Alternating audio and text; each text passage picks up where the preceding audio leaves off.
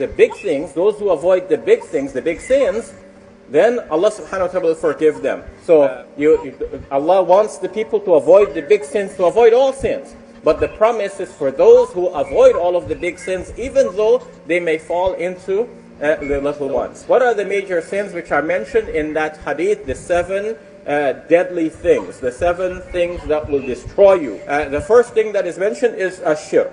And of course, for Muslims, this is a done deal. Inshallah, we will not commit shirk. We have to be watchful though, because sometimes somebody may catch us and convince us to do something that is borderline there. We don't even want to get there. We want to avoid it altogether. But what do? We pray to Allah subhanahu wa ta'ala and to no one else but Allah azza wa jal. We consider Allah to be the only God. We do not associate anyone as a partner with Allah azza wa jal.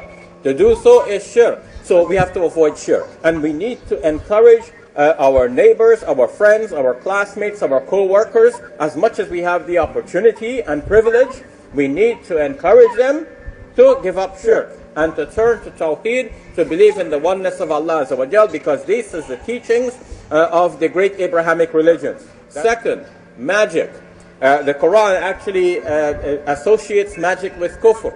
In the 2nd chapter of the Quran, in the 102nd verse, Sulaiman alayhi salam did not commit kufr, but the shayateen committed kufr. Doing what? يُعَلِّمُونَ النَّاسَ السِّحْرَ, by teaching magic to the people. So that's something we want to stay away from. Those party tricks where somebody comes with some sleight of hand, he switches the cards when you're not looking, and so this sort of thing. This is not magic. That is condemned in the Quran. That's just like illusion, or you can say sleight of hand.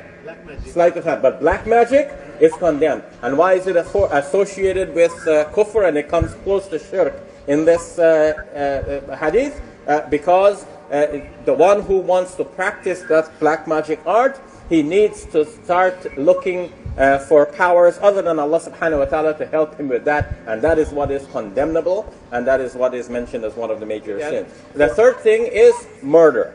And we know that this is condemned again and again in the Quran. Now we know that there is a circumstance in the Islamic faith in which a capital punishment may be administered. This is quite historical. Many ancient societies applied capital punishment, and to this day many states in the United States of America still have capital punishment as a penalty. In a just way, a person might be killed. But other than this, Muslims have no authority and right to take a soul, and to do so is a major sin.